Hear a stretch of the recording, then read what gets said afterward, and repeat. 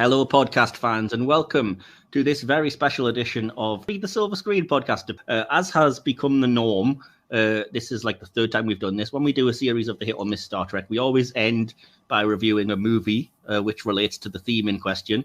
And this particular series, we've been doing time travel, so we naturally thought we'd end with a review of Star Trek, the one with the... No! My apologies.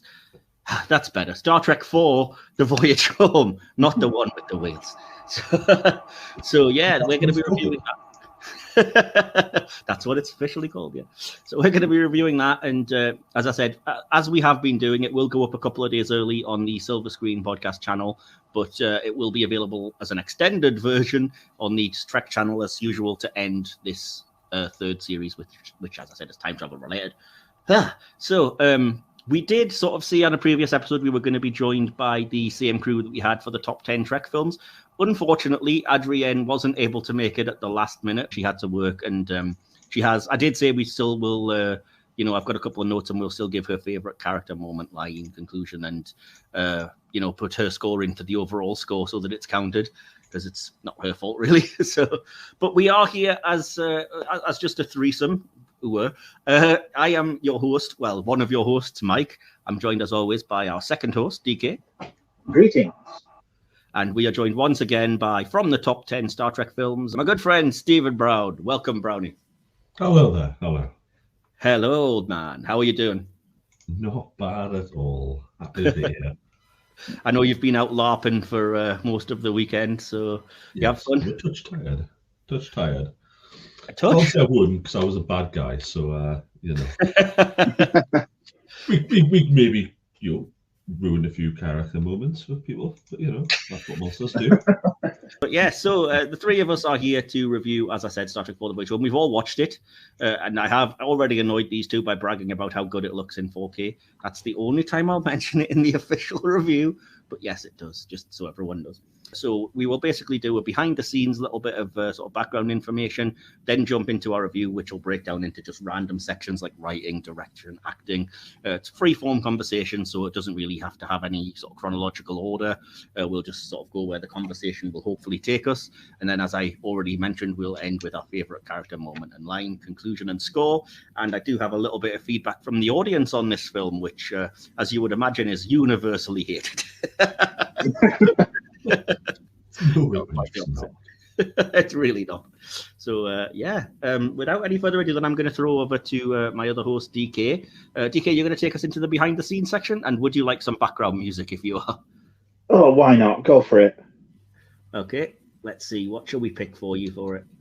Something sleazy. I like the sound of Into Space. Let's go. There we are. How's that? That's suitably sleazy. I can deal with that. All right. Obviously, it's been out quite a while, and obviously the making of is well known to quite a lot of people. So if you've got anything else, feel free to join in. But I'm going to start. Not only was the movie originally intended to be a sequel to 84's Searching Spock, and then into the trilogy that began with Wrath of Khan, but also as a vehicle for the then very much in demand Eddie Murphy. Murphy was supposedly, I'm putting that in quotation marks, an avid Trekkie and wanted to join the franchise. Screenwriters Peter Craigs and Steve Mearson put together a script featuring Murphy as an English teacher with an obsession for the UFO phenomenon. A sequence of this script would see the bird of prey decloaking above a football field during the Super Bowl, with everyone, apart from Murphy's character, believing it to be part of the halftime show. Now, thankfully, it never came to pass, as Murphy was dissatisfied with the script and instead dropped out to make Paramount's other feature at the time, The Golden Child, leaving the present-day protagonist role to be filled by Catherine Hicks. It would have probably ended up a lot like Superman 3, where they just shoehorned Richard Pryor in for terrible comedy. Oh, actually, I could get on board with something like that. You know what I think of Superman 3? You would. Now, while attempting to find the nuclear vessels, Chekhov and Uhura find themselves stood on the street in San Francisco and asking random passers-by for help after getting no aid from the police. Surprise. The only civilian to step in and at least try to help them was played by extra Leila Sarakalo. Sarakalo was not an actor, and was only offered to be an extra in the scene to earn some money to retrieve her car. After waking that morning, she found that her car had been impounded due to the production's filming. To get round this, she approached the crew, was hired as an extra, and then ad-libbed a line which was surprisingly kept in the final cut. It earned her the credit and saw her inducted into the Screen Actors Guild, as well as earning her hopefully some money to get her car back from being impounded. Art director Nilo Rodis, I mean, this is a well-known one, but he approached robotics expert Walt Conti to come up with a solution to provide whale footage after attempts to film the creatures in real life offered no tangible results. Conti's replacement whale effects were so good that activists, as well as the US fishing authorities, criticised the production for endangering the whales, as they were all convinced the subjects were real. I knew that too. Yeah, exactly. Most of this stuff is, kind of common knowledge. Yeah, there is one shot of actual whales, but you can blatantly tell because it's just obvious stock footage when they're freed, and it just cuts to a scene of the whales in the distance in the sea, and it's like, yeah, this might as well have Getty Images stamped across it.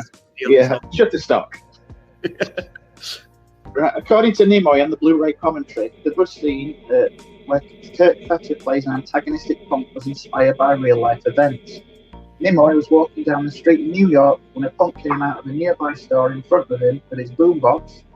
That's some kind of stereo for the kids listening, which is probably ironic, as the term stereo is probably a dated term at this point. I'm that old. Anyway, the it's like a really big MP3 player. Yes. What's an MP3 player? It's like a really big phone. Physical screaming. Yeah. Anyway, the punk coming out of the store was disturbing everyone around, and annoyed Nimoy thought to himself, if I really was Spot, I'd pinch his head off.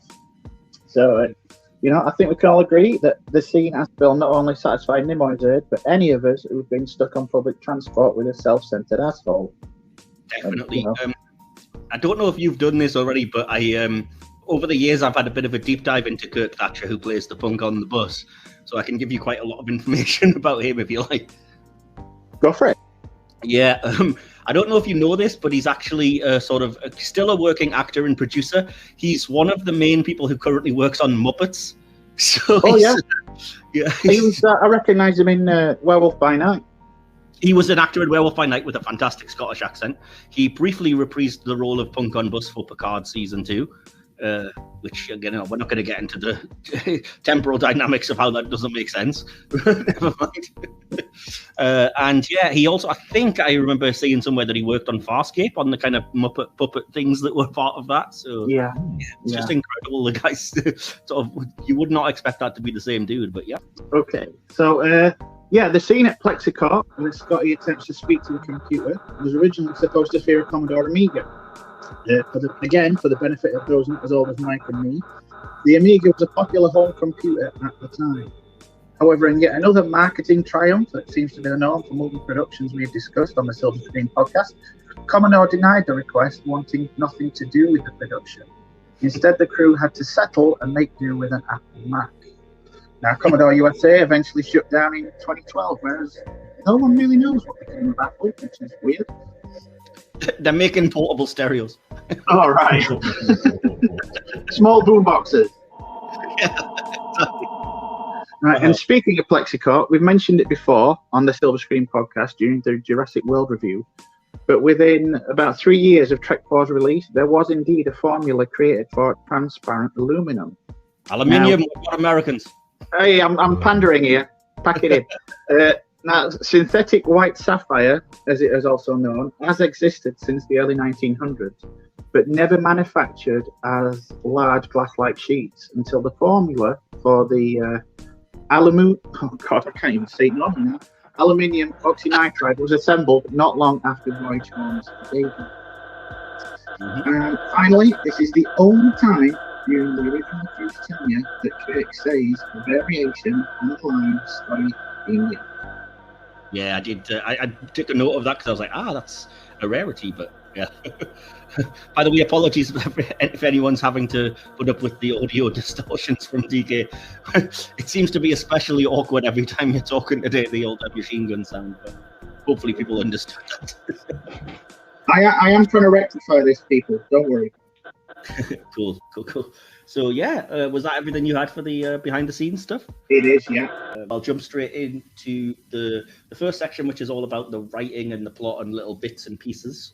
So how we feel about this, that like it's only 3 movies since the motion picture, and yet we already have another deadly probe heading for Earth, like unknown intentions and stuff.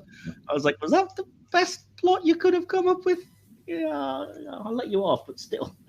Yeah. I don't know. The probe itself, for a bad guy, it seemed a bit less than threatening, really. Certainly as a kid, rewatching it, I sort of get it. But when I was a kid, it's like, it's just a big tube. Yeah, I do get it more now because I don't think it's supposed to necessarily be a threat, and they half explain that by saying it's probably just, putting out a hailing thing for whales to ask, like, how's things going? And when it's not getting a reply, it's like, have you killed all the whales? So it gets angry at you. But yeah, I don't mind the design. It looks very weirdly just nothing, just smooth blackness and a weird little brain ball thing or whatever. Yeah. Pulsing and... I will say, though, looks good in 4K. Just saying. Yeah. It took me a long time to realize. I don't know if it was just because I was watching it on video when I was younger or on TV, but it took me ages to realize that at the end it kind of tips upright, like it goes from horizontal to vertical when it sucks in the little whatever the receiving ball thing is. I was like, it never occurred to me that's what that thing's doing there. But okay. What was I going to say? Oh yeah, I do have another little bit. This is kind of behind the scenes ish, but if you're wondering why they quickly get rid of Savick at the start of the movie. There was a dropped plot, which I don't know if it's even on deleted scenes or anything, that Savick was pregnant with Spock's child after the, let's say, Pon farr moment they had in Star Trek 3, when he was going back through puberty and growing up again after his death.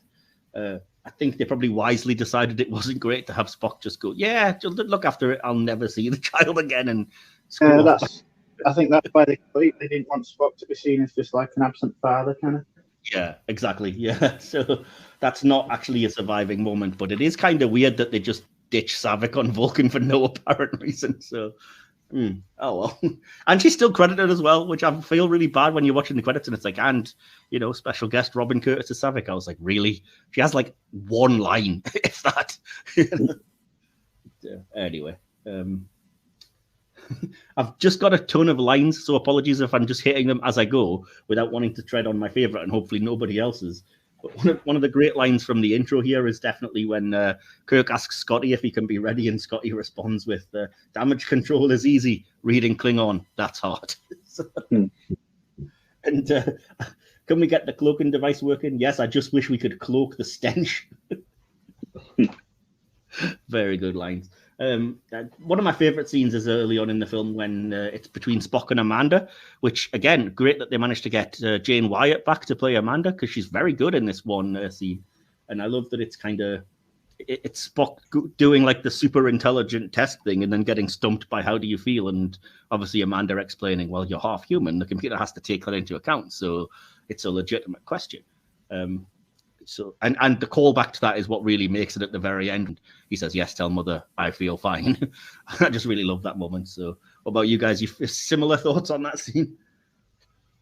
Yeah, it is a nice little callback. Yeah. Awesome.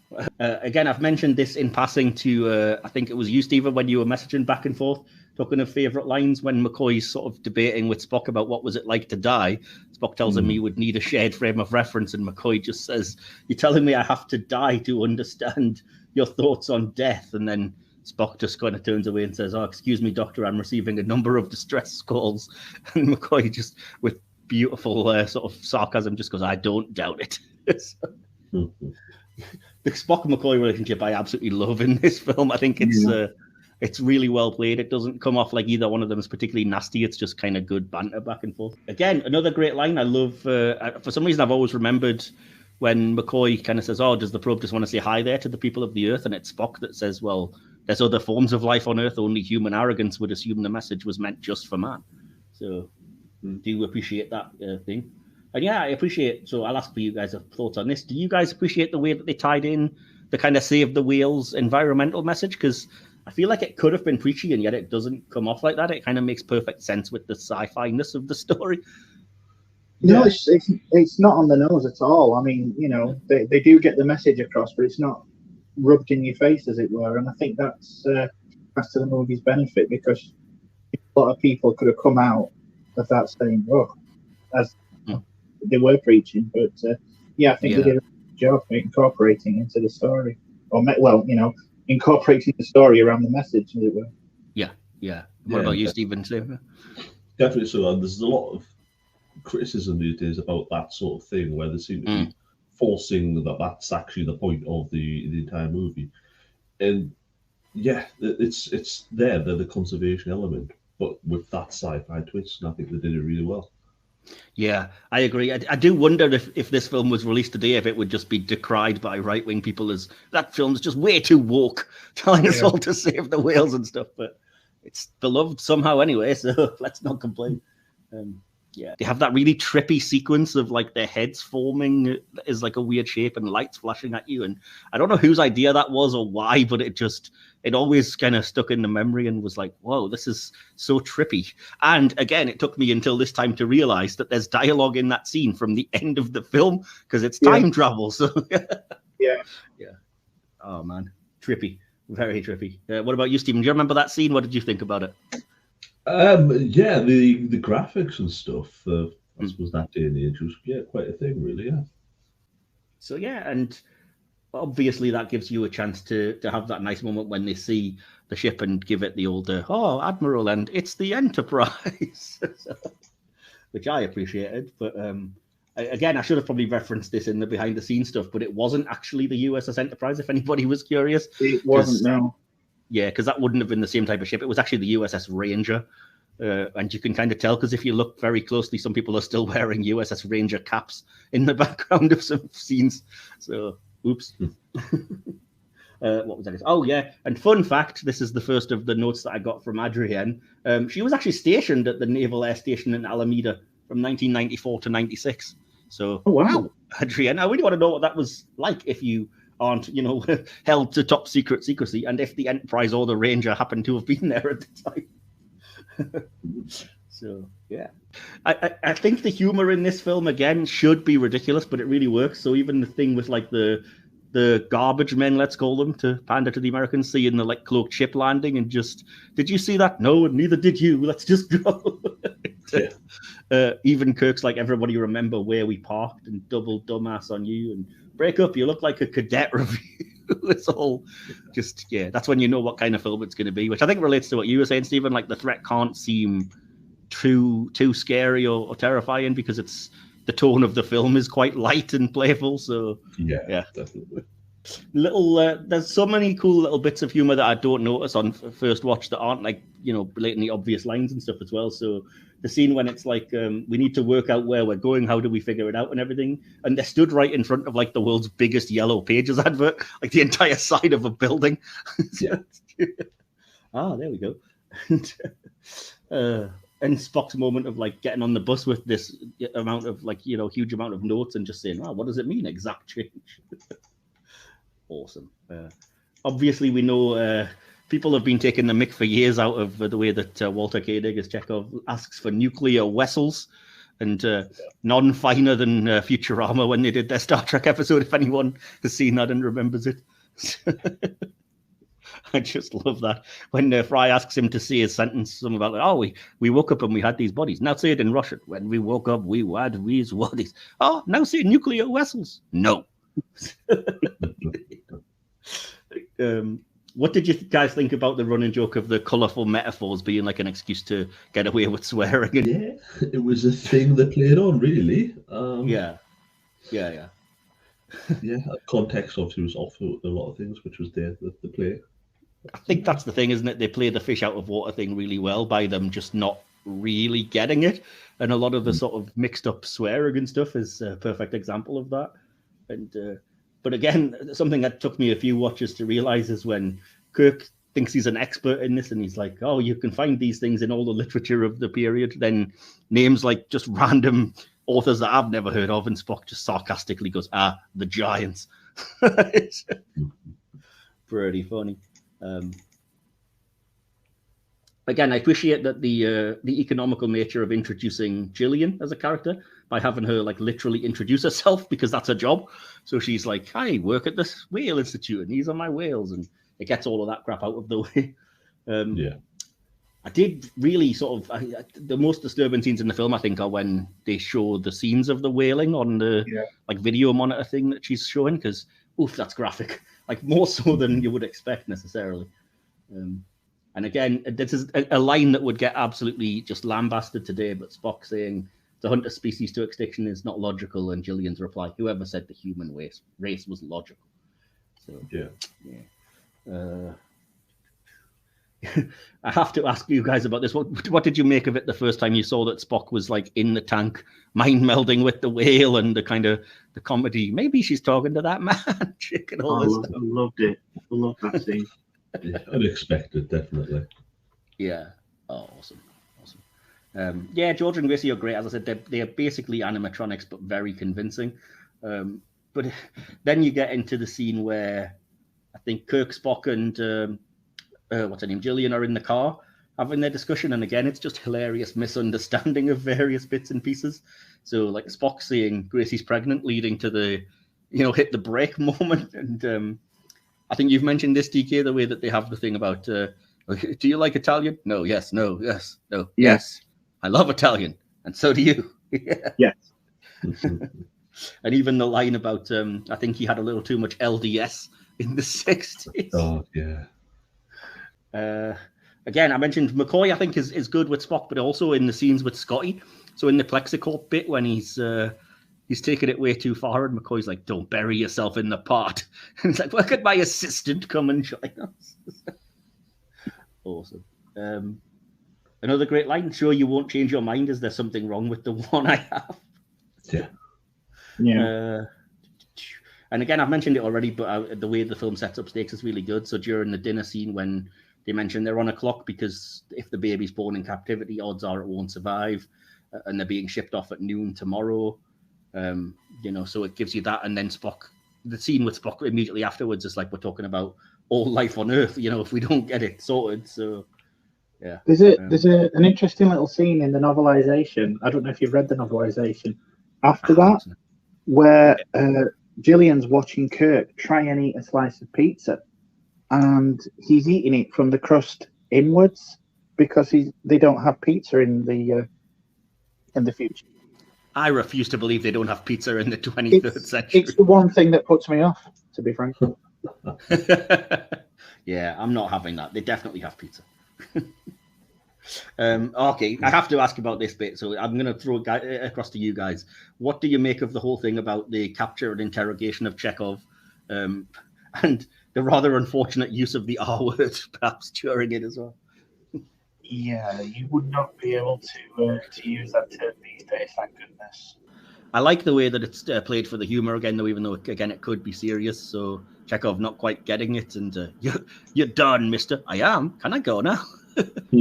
I love the scene where it's a bit of a twist that they send the whales away early. So Gillian, even though she kind of seemed really like, oh, I don't believe any of this, ends up trying to find Kirk, and then just runs into the cloaked bird of prey and sees the like Sulu lowering the water tank to nowhere and whatnot.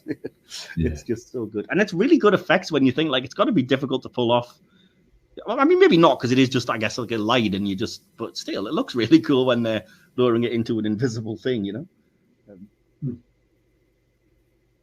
Yeah, I don't know if you guys thought the same about the effects. I thought there's not much here in this film, but what there is, I think, really works, Even like the flattening of the landing gear into the grass, that you don't see anything except the way it just flattens. That's a really cool effect. Probably simple, but it works. I don't know how they do that, actually. Perhaps it raise the grass around it. Yeah, maybe. I don't know, actually. That's a good point.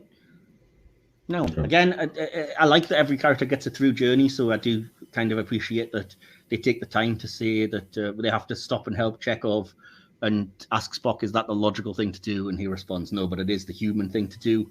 And again, throwing it to you guys, how good is the scene of just when they have to go into the hospital and McCoy is just exasperated and grows a woman a new kidney and is just disgusted at the kind of barbaric practices and stuff.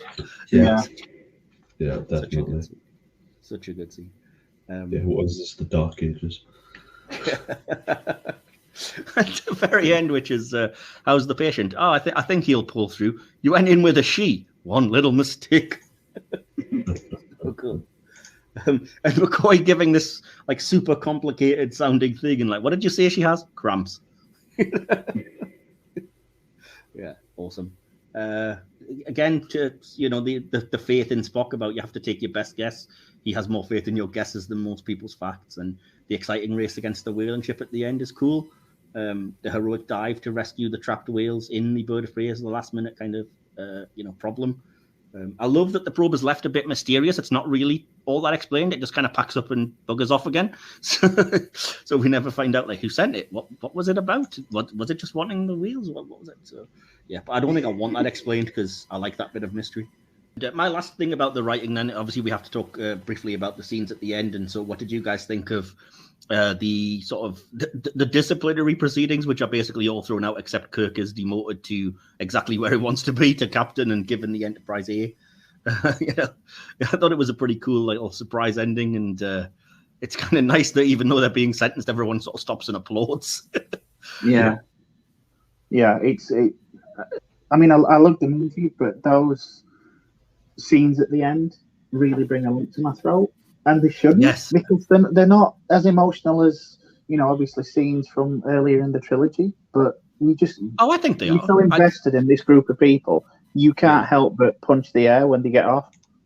Yeah, I completely agree. And even like little nice character moments, like Captain Spock, you're not on trial. I stand with my shipmates. Is a nice moment, and especially the bit that I love that gets me choked up just from being a fan of knowing like the original series and the characters is Sarek saying to Spock, as I recall, I opposed your enlisting in Starfleet. It's possible that I was I misjudged that, and your associates are people of great character.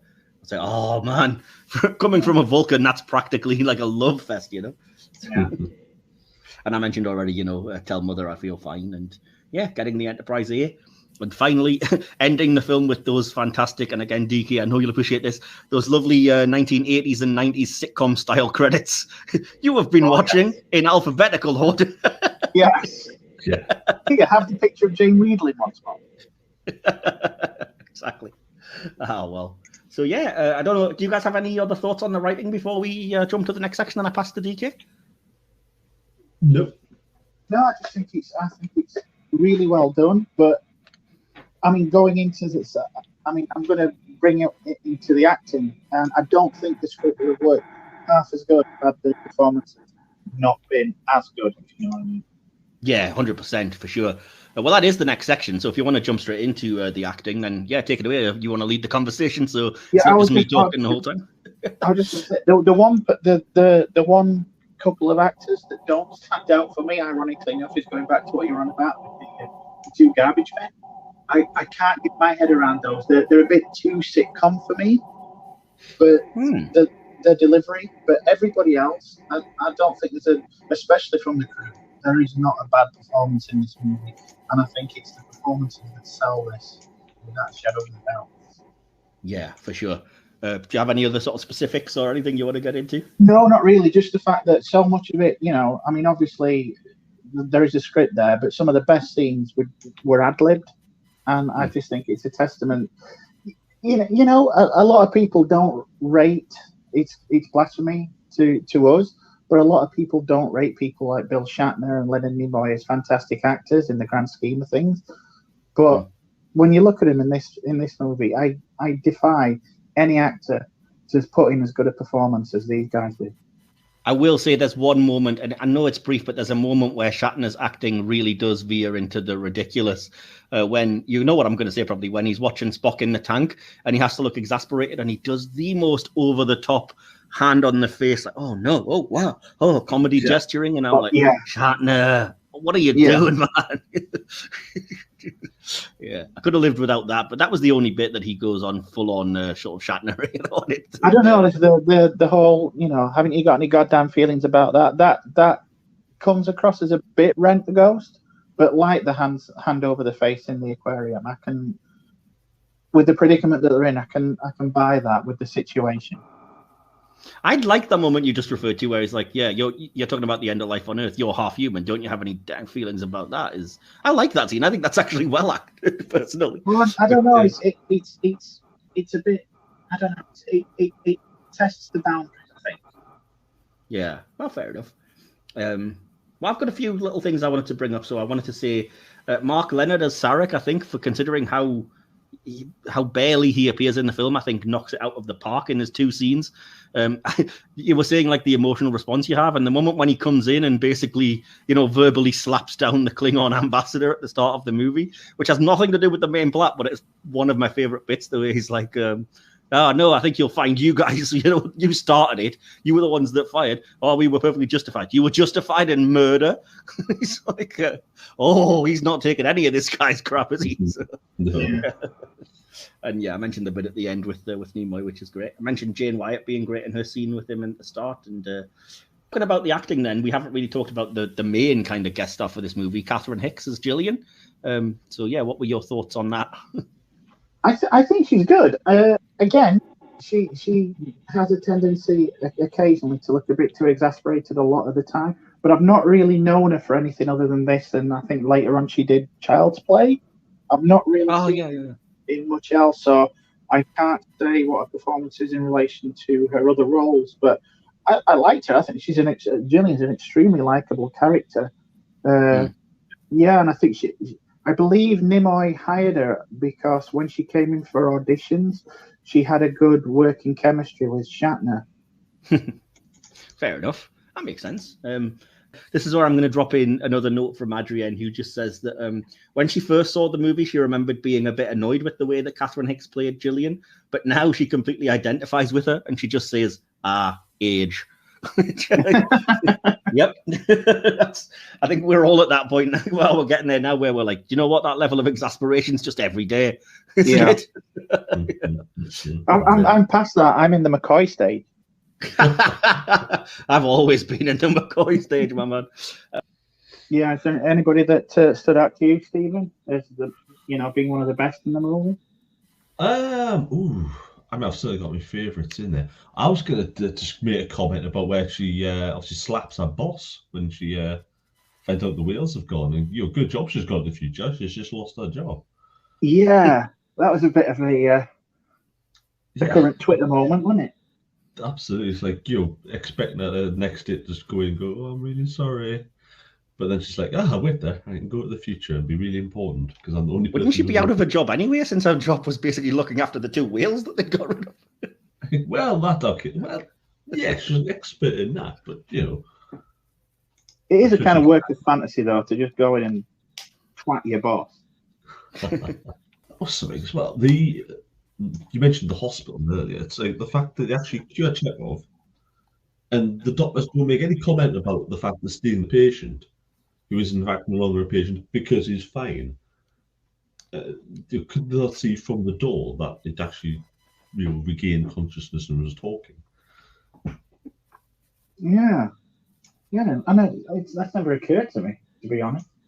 I certainly liked from the start. Not being a particularly massive original series fan, was just the fact you get to see Vulcan. Yes. Yeah, it looks really good. And things like that, and they're all wearing the traditional Vulcan gear and all that sort of stuff. Yeah.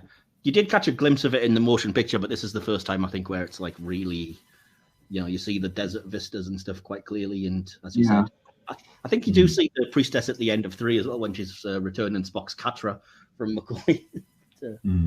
Yeah, cool. Fair enough. Yeah, that's all I had about the acting. So, do you guys, are you happy to move on to the little bits I have about directing of the movie? Yeah. So the first note I have, and again, apologies, I know this is churlish, and I know, DK, you're going to throw the Mystery Science Theater just relax gif in my face. How during the trial where the Klingon ambassador guy is showing the footage of what Kirk did, how exactly was there a camera in space to film the destruction of the Enterprise perfectly from the outside? I like that they called out attention to that, where Gillian gives them the coordinates in the Bird of Prey, and he says, "Put it on screen," and she says, "How can you do that?" And I think that just pretty much sums up everybody's feelings when watching these kind of things. It just seems so weird. Like, who's filming the destruction of the Enterprise? Where are they getting it from? You know? Yeah. I know it's obviously just footage from the movie, but it's like, come on, guys, really. And it's so well edited. It cuts from the inside to the outside, like just as the Klingons discovers the sabotage and stuff. It's like, no, come on, guys, a little bit of believability. Maybe that's why Sarek turned up. He wanted to defend his son's directing. Mr. Ambassador, this was a beautifully staged sequence. I really liked this as a very sort of, again, weird directing though, but I liked how kind of cool and futuristic San Francisco looked. And again, I know we've seen it in the motion picture, but I think just the little bits of like future cars and stuff flying by. And I will say a lot of the graphics and stuff in terms of the computer screens and crap like that, they're always the thing that date these movies, but my word, they look very 1980s, don't they? They do, but I can still kind of deal with them, if you know what I mean. They're not off-putting. It's not like, say, when you put on something these days like Lawnmower Man and you think, Jesus Christ, but this is all right, you know? Yeah, I can't quite get it. I mean, I know it's fair enough because obviously in the original series, everything looked like it was from the 60s. So, you know, fair enough. But yeah, it's so like, come on, is this the highest level of computer they've got when they're like, show me the nearest starbase, and they go to like the 3D whatever sort of telemetry image, and it's just like watching war games or something. It's just like, guys, come on. What's this? I did like all the screens where it kept cutting to, you know, reports from different ships and stuff like that in the background. I really like that. And again, going back, I did like the fact that Jane Wheedling was in there. Yeah, exactly. Possibly my favorite effect in the film, just for like sheer, again, how the F did they do it? It looks amazing. Is when the probe starts like sucking up those seas basically, and the water goes like upright and starts flowing up towards it. I'm like, that is impressive, you know. I thought so anyway. Let's see. I love that when the headquarter scenes, you just get a real sense of the chaos of everything like breaking, and they're wiping water off the screens and running around, and there's one of the windows outside shatters, and the water starts coming in and stuff. It's like, all right. But yeah, even watching it now, I do think the directions and performances are good in that section, because that's just as you know it's going to, even you know how it's going to end, but you still feel that sense of threat. Yeah, definitely. Yeah. No, I said that. That's absolutely the chaos that really comes through as well when you think like it's acting. They're not really in danger and stuff, but the sense of, you know, you do kind of brick it for them, and you're like, oh, you better hurry up and get this sorted. So, yeah, I appreciate all of that, and I do appreciate at the end as well. Again, it's such a stupid little thing, but I do appreciate that they arrive back like literally like the second after they'd left, so it replays the whole scene. And then right after the window shatters where it left it previously, they go, wait, what's that? Look over there. And it's the bird of prey coming back. Yeah. Like, when I first saw that, it kind of blew my mind because I'd never experienced anything like that before on TV or movie. Yeah. Where the time travel makes logical sense. It's not like, well, the entire time you were away is time you have to account for when you go back. Because it's like, no, you're time traveling. You can go back a second later. There's no reason not to. So, yeah, I love that. This is, again, a little bit of a weird thing to make notice of, but I was looking out for kind of like directing flourishes and stuff, because as we've mentioned, it was Leonard Nimoy who directed this after doing Star Trek 3. And there's a really beautiful scene, which is, it doesn't really have any purpose, but it's just artistically really nice when they first land after the time travel. And it's the camera sort of fades from the reeds outside of the like little swampy area where they've landed and fades into the image of them on the bridge, all kind of collapsed, unconscious. And I was like, that's a really brilliant transition. You know what I mean? You could have easily just done nothing there, just cut straight to it or something, but I appreciated that. See, when I first watched that, I thought the whole thing with the reeds, I thought that was actual reality. I thought obviously the morphing faces and the body dropping down to Earth was the dream sequence, but then it kind of faded into that reed section with the water. I think that is reality. It's where they've landed, isn't it? That's the whole point. It's like it's the stillness after the chaos. That's why I appreciated it, kind of. Yeah. Anyway, I know what you said. You think it's still part of the dream sequence, but no, I think it's after they've landed, because it's like it's still out there, but some time has passed because they've been unconscious, and then I think Kirk wakes up first, doesn't he? And he's like, "Sulu, wake up!" Because you know it's Kirk. He's lazy. He can't look at a screen himself. See, I'm not sure. I don't know if it is part of that dream sequence. That's how I've always read it, anyway. Fair enough. Well, we can always check again later. What do you think, audience? Chime in with us on this. Is that reality, or is it still part of the time travel sequence? We'll do a poll maybe when this goes out and see. What does throw me in that section where they wake up, though, is the fact that the background computers in the Klingon ship are using loading noises from the ZX Spectrum. Well, I mean, it's 1986. What else? I know. I just imagine somebody listening to a ZX Spectrum and saying, "That's the sound we want." It's a very odd. It could have been worse. At least it wasn't like Admiral the Klingon ship sounding an alert. Do do do do. No, the Atari Pac-Man noises that they kept using in Superman 3.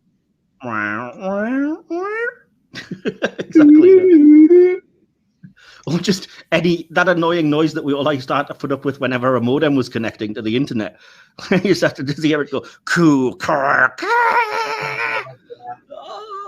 Yeah, and again, that end scene, we could talk about it forever, but enough has been said about it. How glorious it is when they sweep under the Golden Gate Bridge for the landing, right after they've chased the whaling ship off, and then they do that kind of landing and stuff. And I think it's a really fantastic, very breathtaking scene. And even though there's not a ton of action in the movie, what it does have, I think, is really good and works really well. Any other thoughts on like directing or the staging of scenes and things? No, I think Nimoy did a fantastic action sequence job when with the hospital chase. It does still get the blood pumping. Not so much, I don't think, where Chekhov's being chased and you can tell it's an obvious, stand-in for Chekhov in silhouette. But I think that hospital sequence is filmed brilliantly. Yeah, for sure.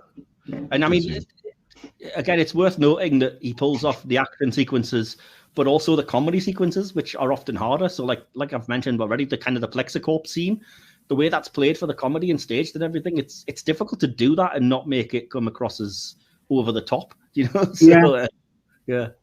And the fact that when he was directing Trek 3, obviously he wasn't in it as much. Yeah. But he's got more screen time than a lot of the people in this, and he's still directing to such a point that you think this is really good. I mean, hats off to him for that. Definitely. I think that's where the assistant director or second unit director comes in and deserves some praise, but I foolishly didn't look up who it was, but I'm sure they did a great job.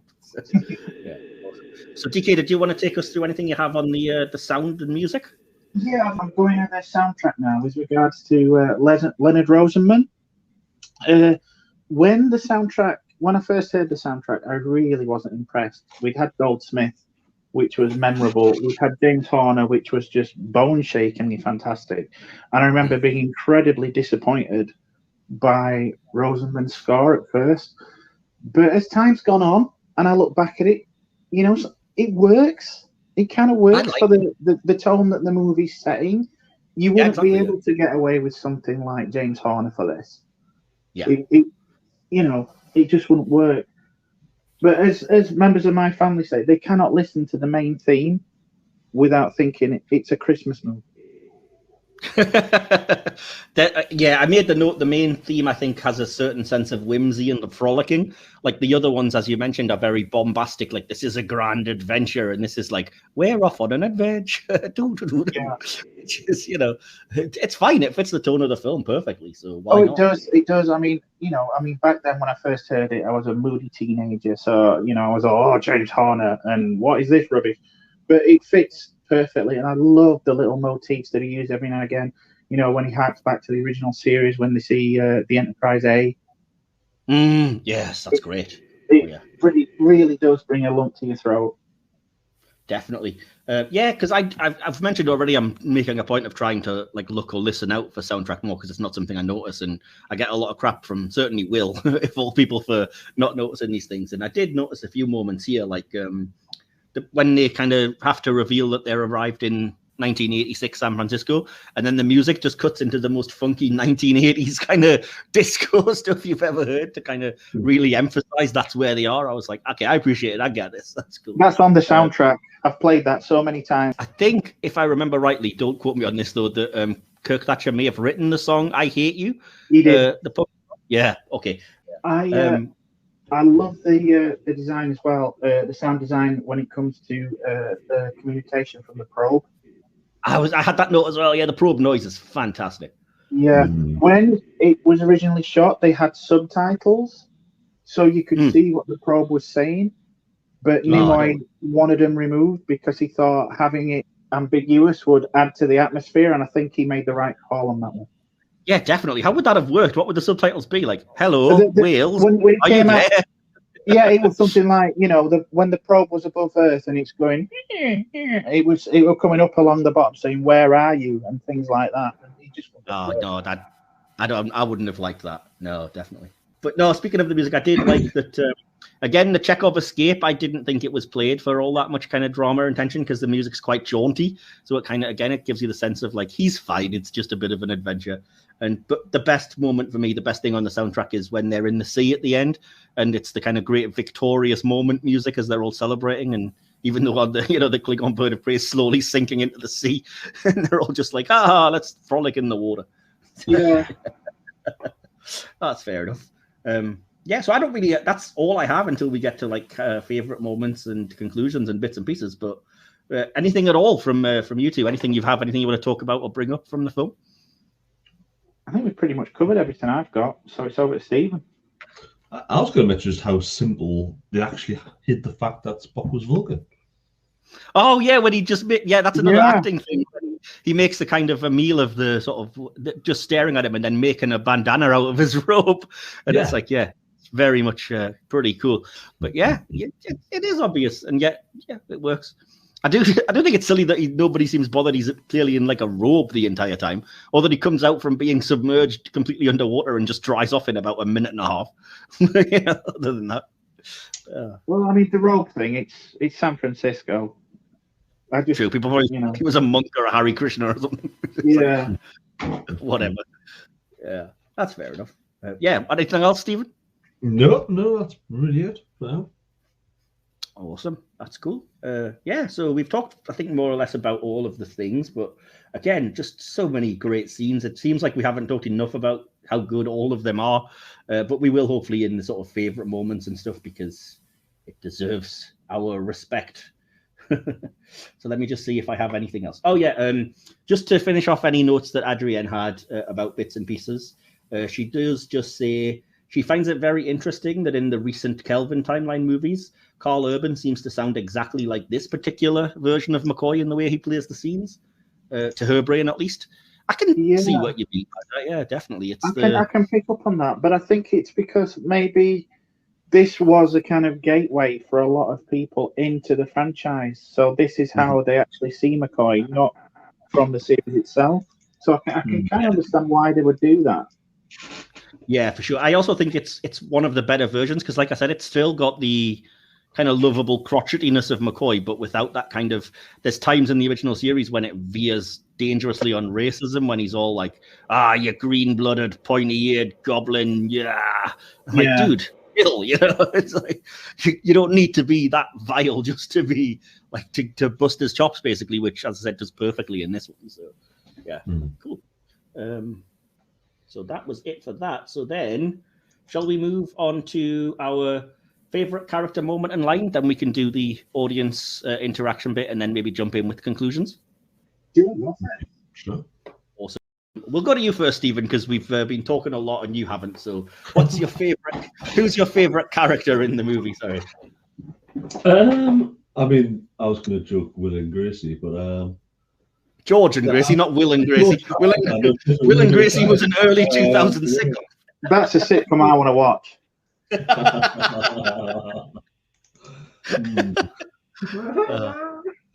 Okay. Then half our subtitles. Yeah. I think character for me, Buns. Okay, and why? Just the one-liners, the puns throughout, and I do like the hospital scene. We need boys who have done something. Here we go. Yeah. I think he does get a lot to do, though. But do you have, other than giving away your favorite line, do you have any specific moments we might not have mentioned from McCoy then? Probably I do like giving the woman the pill that cures a kidney. Yeah, again, I've mentioned this to DK. I do love. Again, without hammering you over the head with it, it's a background thing, but it's hilarious that he gives her the pill. You don't know what's happening, and then like an entire scene happens, and in the scene on the way out, you just hear her in the background going, "That guy gave me a pill that grew a new kidney." So you're like, what? It's so weird, but yeah, totally appreciate it's the simple sort of thing. You know, like, oh my God, what is this? The Dark Ages, as they're talking about your cancer treatment and all that sort of stuff. Chemotherapy and stuff he just thinks is ridiculous and barbaric. And even when the saving of Chekhov, when he's like, it's not, the solution isn't drilling a hole in his head, you idiot. It's like, okay, cool. What about you then, DK? Who's your favorite character in the movie? This one was a tough one for me. I mean, as we said earlier, every single member of the crew shines in this, but I think I'm going to have to go with Spock. As I've said, not only did Nimoy pull double duties, but considering he had to deliver it, really deadpan, coupled with the fact that a few of his scenes were ad-libbed, I think Nimoy's timing is just first rate, and I think it comes through in his performance as Spock. I think he absolutely steals it. Yeah, definitely. That's cool. Just bear with me because I'm trying to find. I don't know if Adrienne left me her favorite character, but maybe she did, and I've just deleted the thing. She didn't, but yeah. Anyway, well, I'll give you my favorite character then. We are, as usual, on the same page, Stephen. We've obviously been friends for years, and it goes to jokes. My favorite character was also McCoy in this one, which I've said is because he is all of us in this situation, the way that he's like exasperated. He's having fun when he can, but he's just like over it. And I think that's what we would be like if we had to travel back to like the 80s and stuff. He's kind of like, and the way he kind of slaps down Spock at times, or even Scotty. Plus, like I said, he's Spock's guide back to humanity. The way that he's trying to teach him about that part instead of just the Vulcan stuff. So, yeah. I don't think, Adrienne definitely hasn't left me her favorite character, but the fact that she makes a point of mentioning the Carl Urban stuff makes me think she probably would have said McCoy as well. So I'm just going to give it to him because why not? So it's 3-1, DK. Take that. I'm magnanimous in that. I can accept that. He would have been my second. Fair enough. That's cool. So Stephen, what was your favorite moment in the film overall? Had to be Hello Computer. Sit down. I work in IT. That seems completely natural to me. I swear I've spoken to people who think that's exactly how a computer works. Does anybody ever pick up the mouse and try to talk into it? Hello, the regular pointing at the screen or using the mouse on the screen physically. It's the way he doesn't know what a mouse is hilarious. Like seeing a computer and expecting a voice response is like it's the 80s. But then when the guy goes, just use the mouse, and he picks it up and uses it like a microphone to go, okay, hello, computer. It's so stupid, but so great. And then he's absolutely excellent at typing. Yeah, typing like your dad trying to type something in general, like you one thing. He was really just spot on, like touch typing sort of thing. Oh, yeah. Almost like one finger at a time. But the fact he did it so well, having not used that before. The fact that he then, whatever he's doing on the keyboard to try and get that stuff to do it on the screen bears no resemblance whatsoever. That's clearly a director who doesn't know technology, who's just like, just make it look like you're hitting every key as quickly as you can. I don't know. Yes. 1980s hacking, where we just hit the keyboard in a number of times, and suddenly the screen has anything we want to have happen. Great scene, though it is. That entire bit there. That was just hello computer. And how do we know he didn't invent the thing? If we give him the formula, we're changing time. Again, they're loose and fast with time throughout the movie. You mentioned glasses and things like that as well. You say that, but apparently there's a deleted scene. I don't know if it was filmed where they do specify that. Turns out that guy did invent transparent aluminium, so they were literally doing what they would have had to keep the paradox or the grandfather paradox thing going. So it's like, do we appreciate it more that they didn't do that for the humor, or is that like phew, kind of thing? Yeah. I don't think we need it, but yeah, awesome. Such a good scene. I'm with you on that. What about you, DK? There's quite a few to choose from a comedic point of view. But I think I'm going to have to go with the one that hit me the most emotionally, which was my friends We've Come Home when they first glimpsed the Enterprise A. Yeah, definitely. I do love that as well. That scene's great. So Adrienne did actually send her favourite scene. She says that hers is the bird of prey flying right over the whaling ship when the crew desperately tries to turn the boat around, and she's just written in big capitals, "Ha ha ha, idiots." All right, chill. So yeah, I could name so many scenes. We've probably talked about most of them, and if you've seen the movie, you'll know yourself it's an embarrassment of riches. But I had to pick a favourite, and I still kind of cheated because I would say I'm going to pick both of the scenes with Sarek from the start and end of the movie. So those, I think, are my two favourites. Which again, I've talked about slapping down the Klingon and then the nice moment with Spock. Then the last thing then here is what is your favourite line in the movie, Stephen? And again, there's lots to pick. I mean, yeah, unfortunately, I have to probably go back to Hello Computer. So simple. For me, it's just like, yeah. You should have picked. We haven't mentioned it yet, but you should have picked a keyboard. How quaint. Yeah, I'm not really. I think the other one would probably be the my God, what is this? The Dark Ages from Bones. Yeah, definitely. That's cool. What about you then, DK? Well, it's not so much the line, but we've already talked about this, outside the recording. Not so much the line, but the way it's delivered, which is McCoy's reaction to find that he's got to accompany Scotty and Sulu to find a way to house the whales, and he just says, "Oh, joy." Yeah, it's a little moment, but yeah, that's fair enough. Adrienne's favourite line, and I think this kind of speaks to a lot of other moments. The actual line she's put is, "They are not the hell your whales." But I think there's so many moments like that where Spock kind of mucks up the placement of a swear word or just chucks it in very blasé that I think that's going to speak for all of them.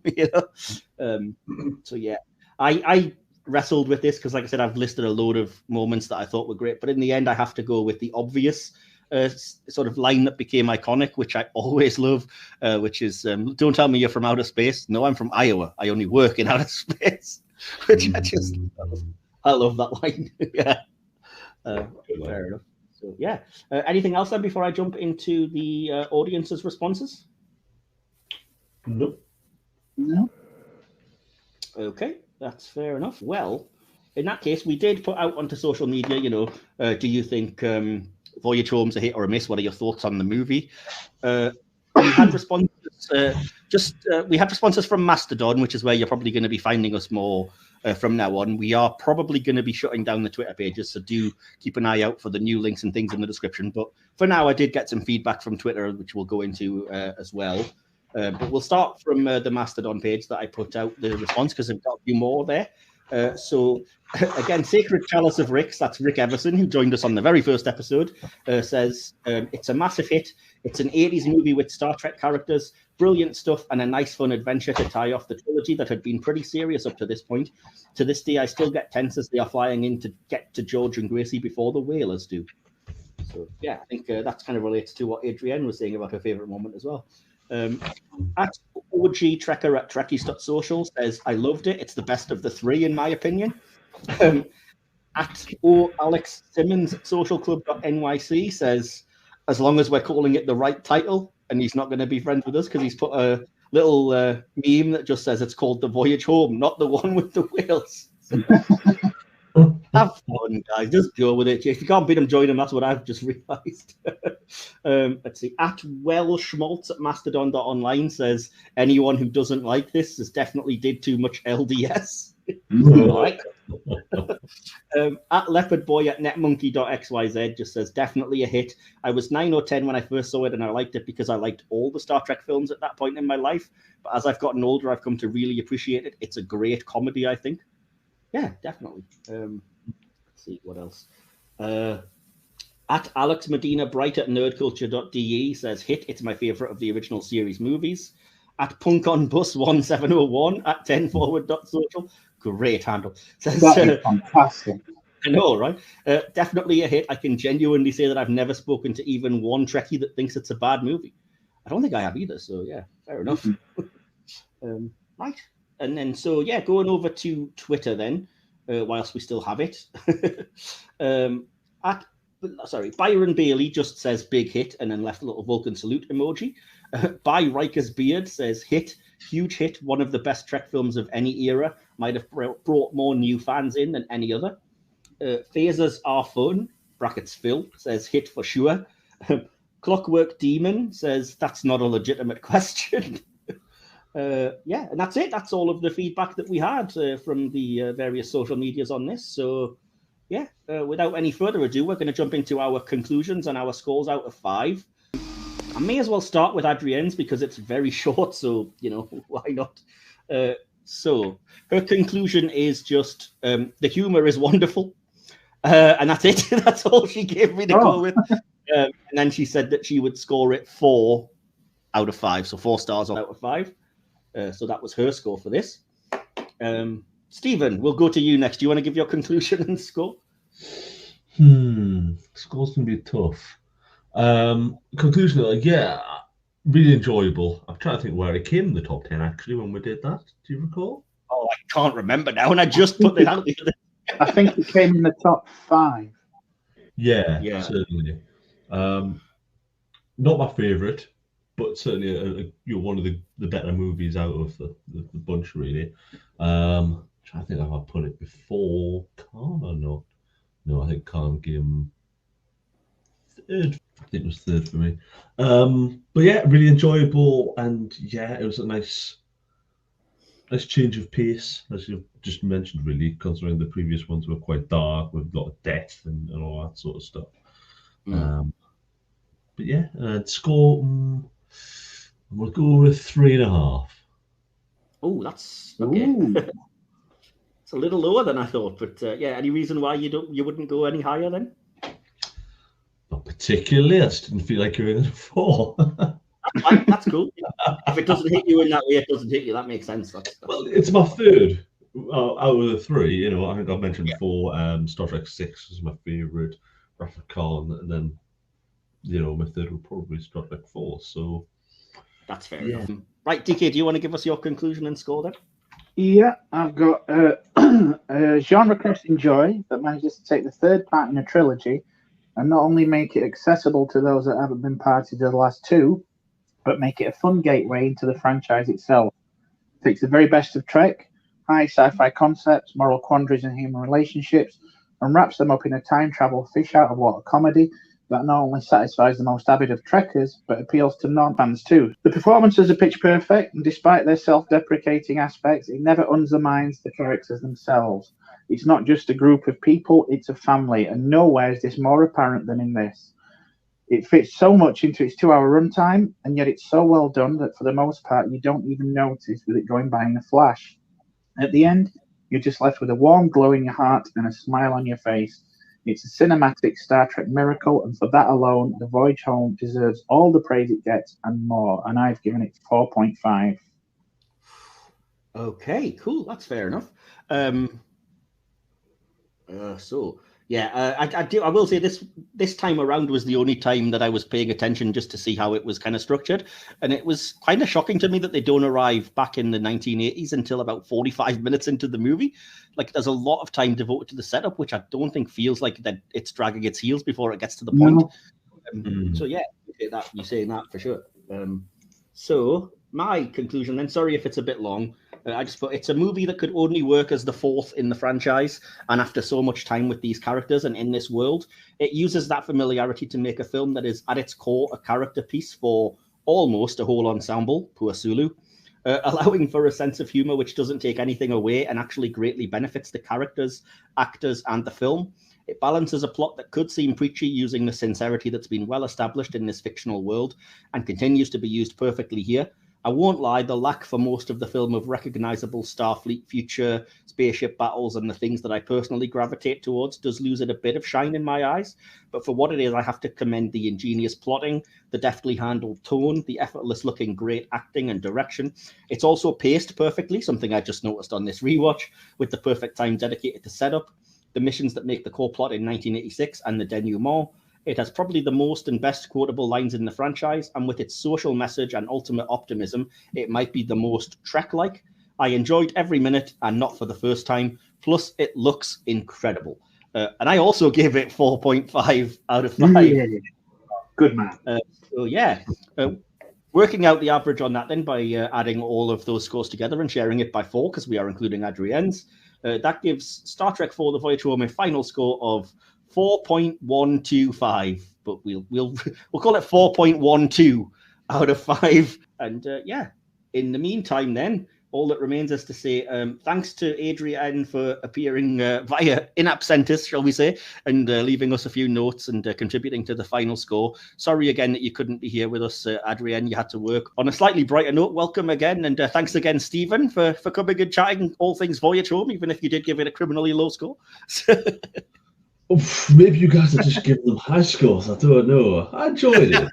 I do not regret my scores. If you're listening to this, we will be about to embark on our December busy period. We're going to do an episode every week, so you can tune in to see not only this review, but also reviews of Avatar, a top 10 Disney movies episode, and a Christmas special review of Gremlins with a special treat. And again, both podcasts will be active starting next year. Where we may even have a surprise to announce. But do join us for, we're doing, DK, do you want to give the details on this? We're doing a kind of end of year wrap up live special over on the screen as well. In the tradition of Charlie Brooker's Screen Wipe, or, Clive James's end of the year review, if you're that old, or, film 80, whatever it is, we are going to try and have a Christmas/New Year special. It's going to be a bit of a, how would you say, a step out of our normal comfort zone. We're actually going to do it live stream. So it's going to be me, Mike, Will, a bevy of guests. We're all probably going to be tanked up and making a fool of ourselves. So be sure to join in. If nothing else, it'll be entertaining it'll be all right on the night kind of vibe. And what date and time can people expect to tune into that then? We're looking at the 29th of December, I believe. Have we actually come up with an exact time as yet? Or are we going with the usual about 7 GMT? We haven't really said, but I would assume probably 6 or 7 GMT, and maybe go for a few hours, hopefully, if we get enough guests. But we are hopefully going to invite everyone that's been a guest on both podcasts to at least jump in, contribute, send us their thoughts, their favorite and least favorite films, TV, music, etc. of the year, make a little video if they fancy it. So so Stephen, that's your task before that comes out, if you don't mind. What's that? Noted, yes. Yes, cool. Yeah, this is me informing you. So do tune in for that. And in the meantime, in the epic words of Arnie, we'll be back very soon. You have been listening to the Silver Screen Podcast, hosted by Michael Wilson and DK. Created, produced, and edited by Michael Wilson. Behind the scenes sections and additional material produced by DK. Music by Timeless Journey. More information can be found at soundcloud.com/Timeless Journey. Follow the podcast on Twitter at podcast_screen, on Instagram at Silver Screen Podcast, or look for the Silver Screen Podcast under Facebook groups. Links to all our social media accounts and more are in this episode's description. This podcast is available on YouTube or wherever you get your podcasts. Just look for Silver Screen, Hit or Miss Star Trek. This has been a Mike's Podcast production. Copyright 2022. Thank you for listening.